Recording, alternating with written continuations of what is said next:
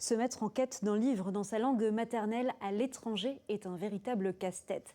Depuis 2021, l'IRECA, société grenobloise de vente de livres en ligne, solutionne ce problème pour les expats français. Aujourd'hui, elle voit plus grand et s'attaque à la littérature étrangère en s'aidant d'une levée de fonds participative. Reportage Jean-Christophe Solari, Daniel Dombreville et Laetitia Diba. En 2021, Emma Henry et Marc Bordier lançaient l'IRECA. À partir de la librairie Artaud de Grenoble, ils diffusaient la littérature en langue française dans le monde entier grâce à la vente en ligne.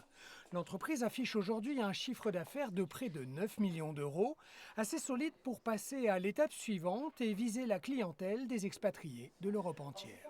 La demande est très forte. Aujourd'hui, vous avez encore plein de personnes qui ont des difficultés à accéder aux livres et pourtant qui sont en demande, que ce soit sur le livre en français, sur les livres dans d'autres langues, par exemple l'allemand, l'italien.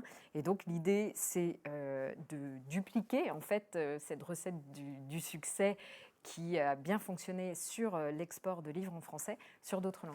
L'entreprise grenobloise possède un savoir-faire spécifique dans l'expédition des livres à l'étranger, mais elle doit encore gagner en notoriété. Elle lance pour cela une campagne de marketing digital onéreuse et donc une levée de fonds préalable de 2,4 millions d'euros. Une part est ouverte aux particuliers.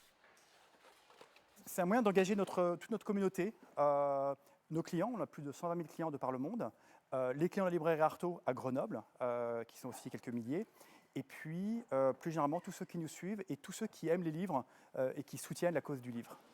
Un livre dont la santé vacille face aux écrans. Il a perdu 5% de part de marché depuis le début de l'année.